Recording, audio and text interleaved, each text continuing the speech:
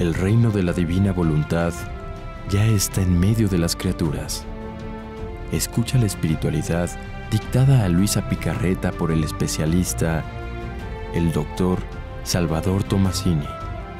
Aquí, por Mundo Católico, construyendo la civilización del amor.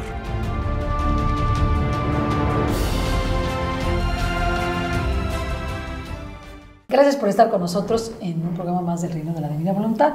Estoy aquí con el doctor Salvador Tomasini, nuestro experto de casa, de su programa del Reino de la Divina Voluntad. Gracias, doctor. ¿De qué es así? Al contrario, con mucho gusto. Bueno, ¿qué tema quieres tratar? Pues, son temas controversiales, pero dice el doctor que tenemos que tratarlos, entonces vamos a tratarlos.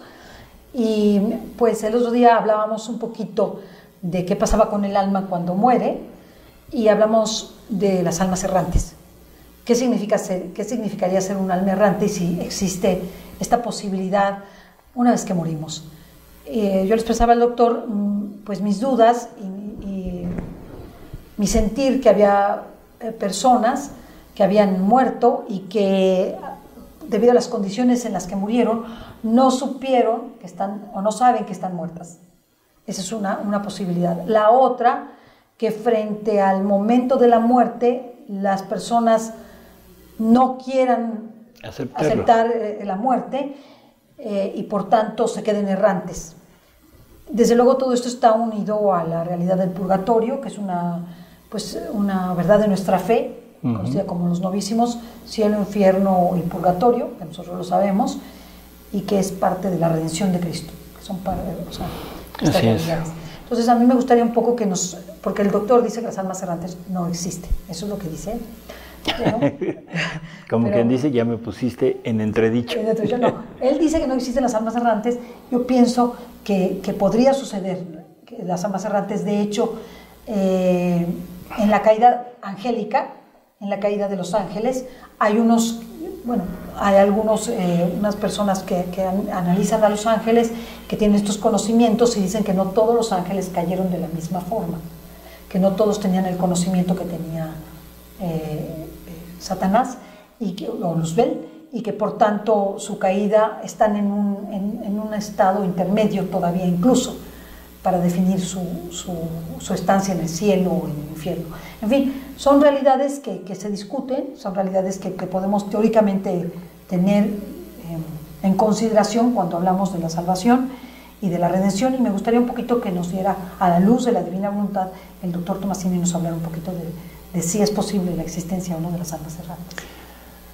Wow, bueno. Lo primero es entender que no teníamos un conocimiento así total de lo que pasa en el momento de la muerte.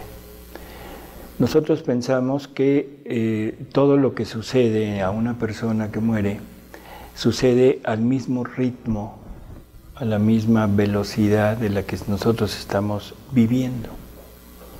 O sea, ¿qué pasa en el momento que alguien muere? ¿Una muerte imprevista, una muerte así rápida, alguien que muere atropellado, alguien que muere sin ni siquiera darse cuenta, ¿no? Sí, viene caminando, le cae una piedra en la cabeza y lo mata.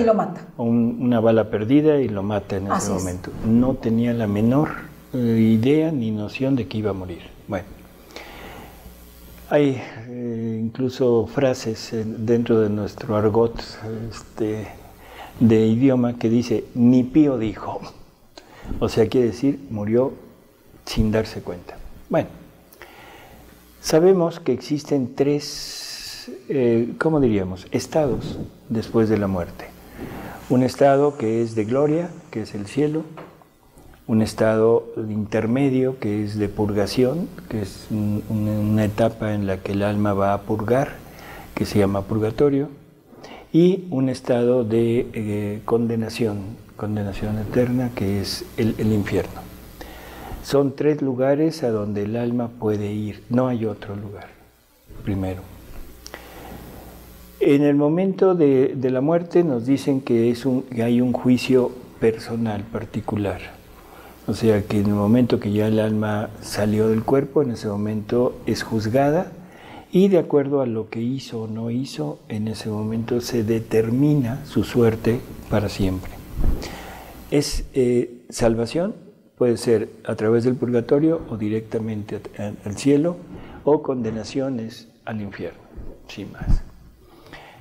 Entonces, el alma que muere, la persona que muere de improviso, nos dicen algunas personas que esa alma como que no sabe que murió.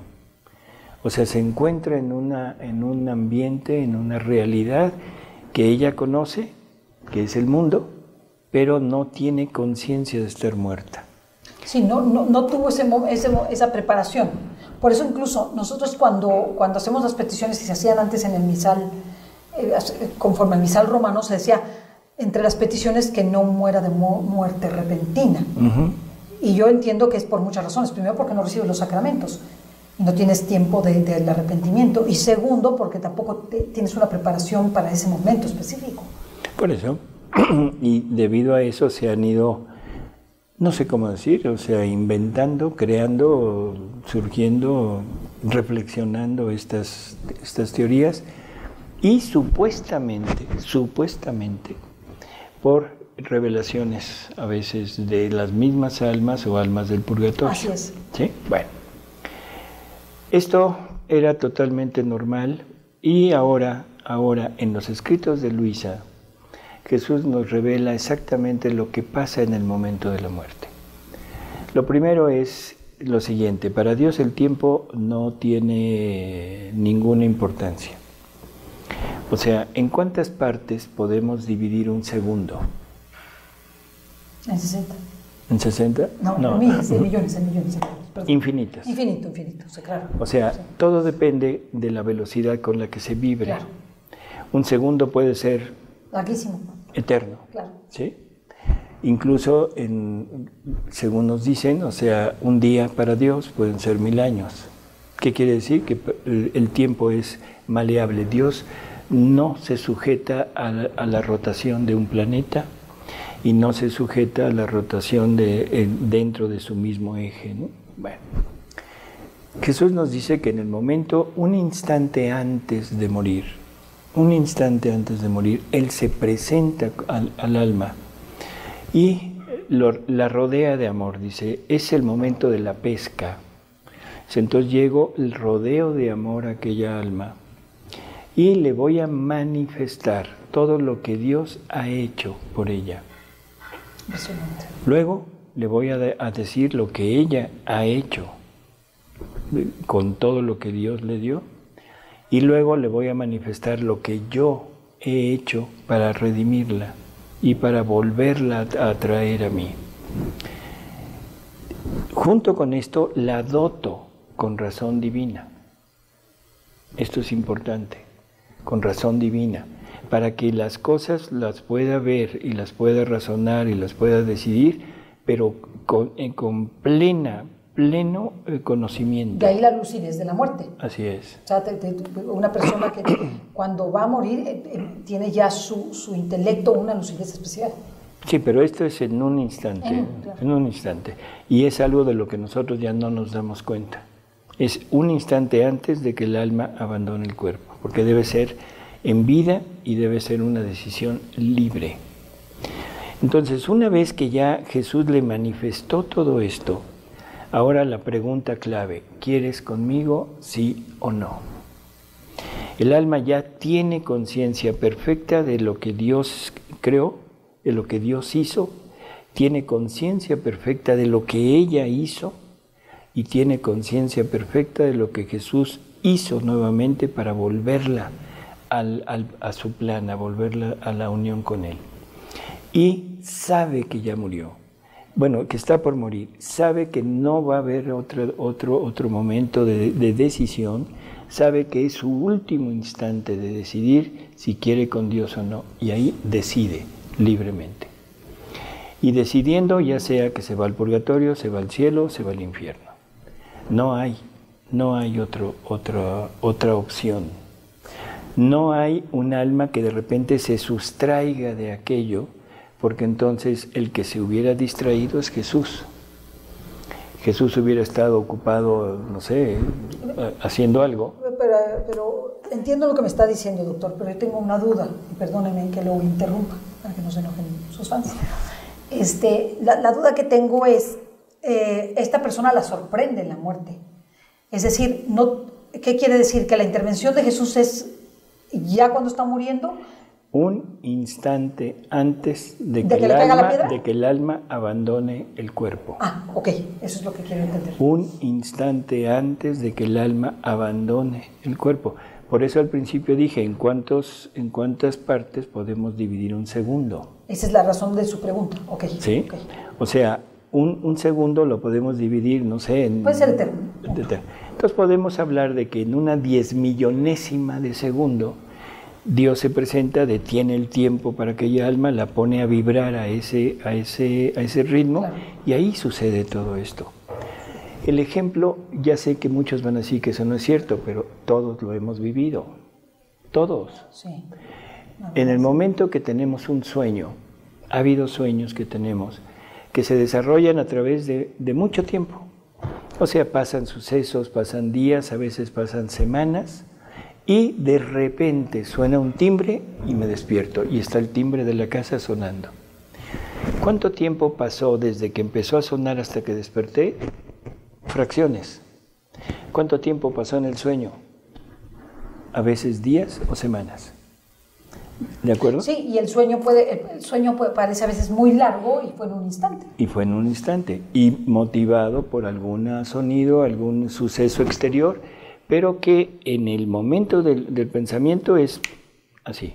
Eso quiere decir que la persona, vamos a ponerlo en gráfico, doctor, la persona viene caminando por la calle, ¿sí?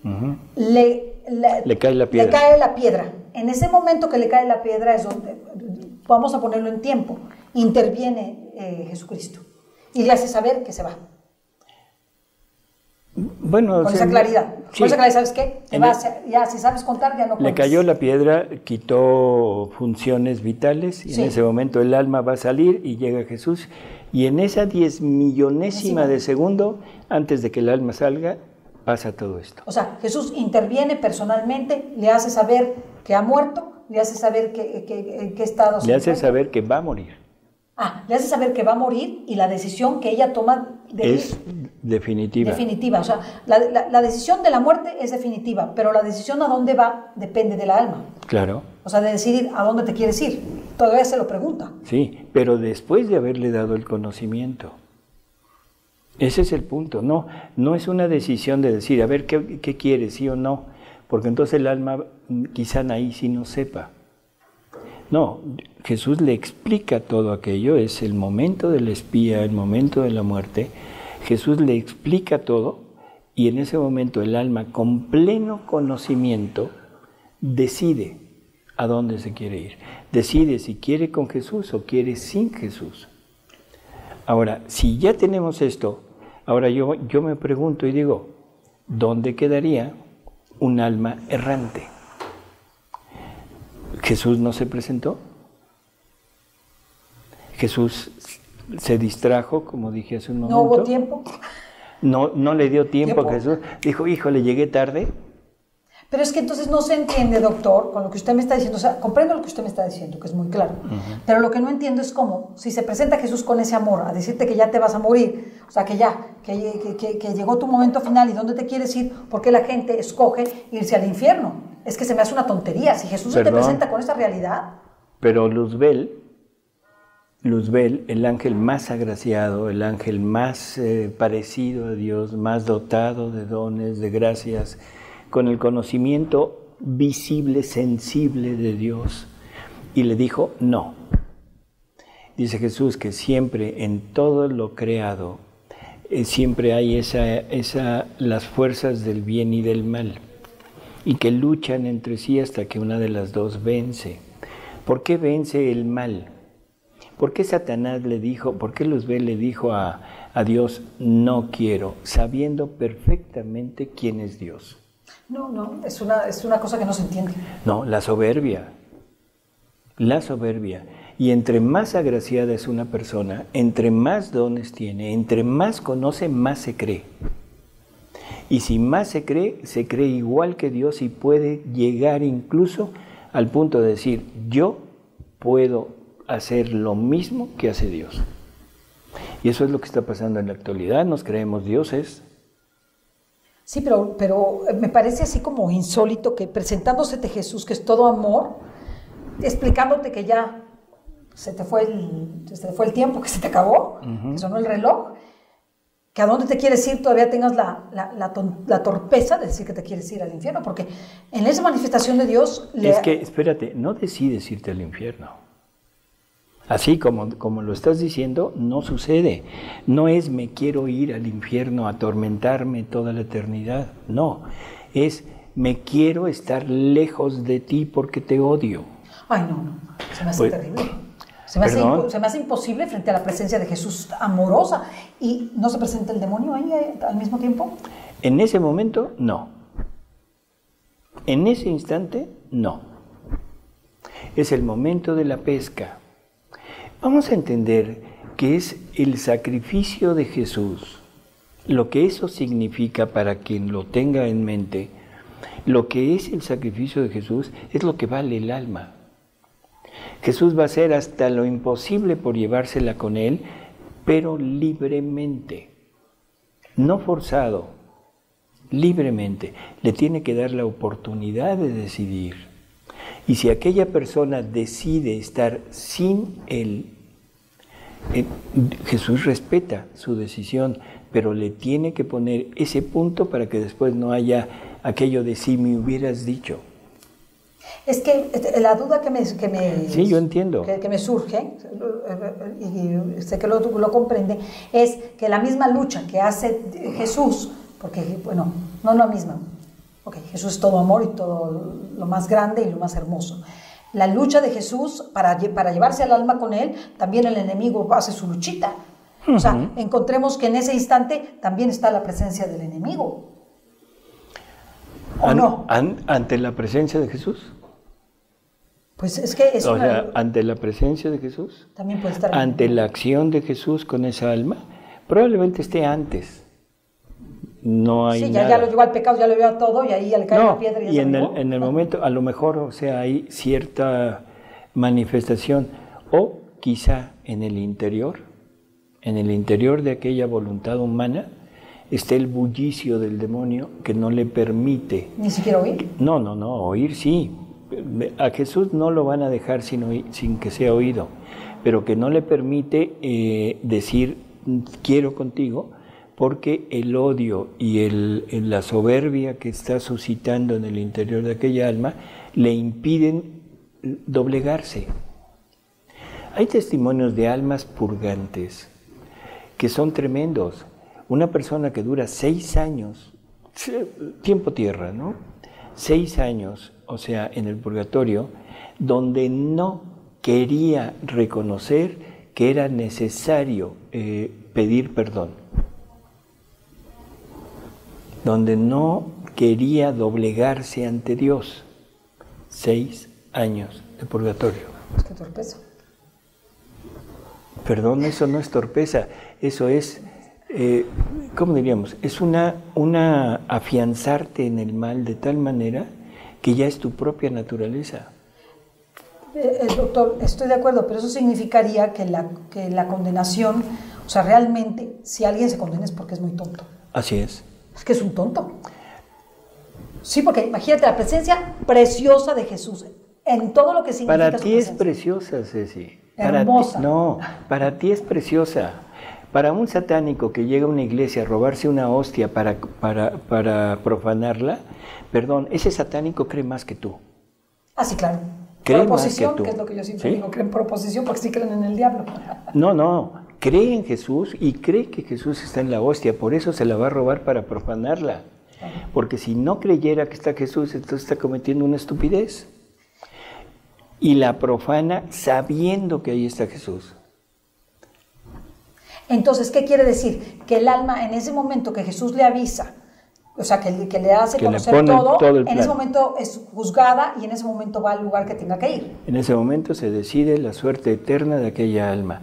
Y aquella alma ya sabe que está muriendo, sabe que ya no hay vuelta, sabe su destino final y sabe qué es lo que va a pasar con ella. Nada de que no sabe que está muerta y anda vagando. Y yo me imagino, anda vagando por aquí, no sabe que está muerta, llega contigo y te dice, Ceci, y tú ni caso le haces porque no la ves. Digo, perdón, ¿en qué cabeza cabe eso? Llega con Miguel y le dice, oye Miguel, fíjate que yo fui tu amigo, fui tu amiga, y Miguel ni caso le hace. Y la pobre o el pobre no saben que están muertos. Por favor, esas son historias pueriles, perdón la palabra, pueriles, para televisión y para películas así. Pero quiero preguntar algo que es real, ¿eh? A veces uno tiene experiencias de que o lo tocaron o lo jalaron. Sí. Entonces, ¿de dónde vienen esas experiencias? Esas son otras cosas. Que haya almas que se puedan presentar, sí, pero siempre con el permiso de Dios, siempre. Almas purgantes, que lleguen siempre para dar un mensaje,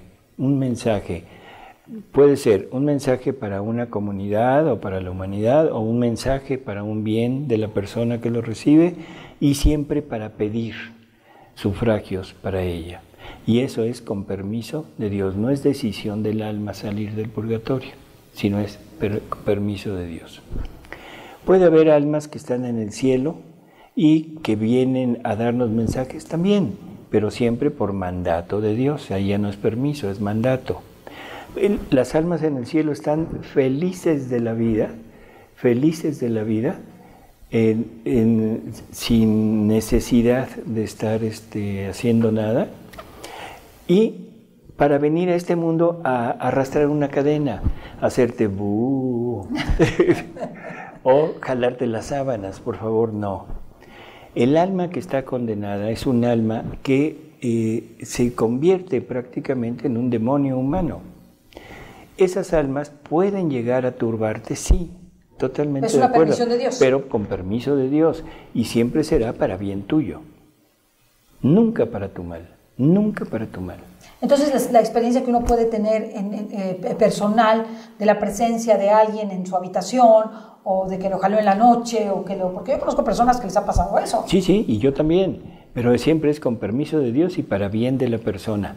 Qué bien el fortalecerla, el fortalecer ese entregarse a Dios, el estar siempre en contacto con Dios, el recurrir al auxilio de Dios, cosa que no hace uno por el miedo, el temor, el terror que te asalta. Claro. En fin, es un tema muy difícil, pero desde el punto de vista de la divina voluntad, y después de leer esto que Jesús nos habla, que Jesús nos dice, definitivamente no hay una posibilidad abierta para ese tipo de almas errantes que no saben que se murieron. De situaciones, así es. Amigos, muchas gracias por estar con nosotros y ojalá que no se enojen con Cecilia. No importa, gracias doctor. Es que el tema de la muerte es un tema muy, muy complejo, y sobre todo, pues que tenemos que prepararnos, porque efectivamente en ese instante antes en donde el Señor nos aborda para la elección final, por eso la preparación del alma en esta aventura de la vida, en donde tenemos que entrenarla para elegir a Dios. Así es. Y si se te presenta Jesús y lo has odiado toda tu vida, probablemente lo que pasa es que le digas, no quiero. O esto no me está ocurriendo, o no le creas. No. Vete, no te quiero. Porque así que no le dé oportunidad a manifestarle aquello, a lo mejor. Gracias, doctor. Hasta luego, Hasta amigos. luego. Hasta la próxima.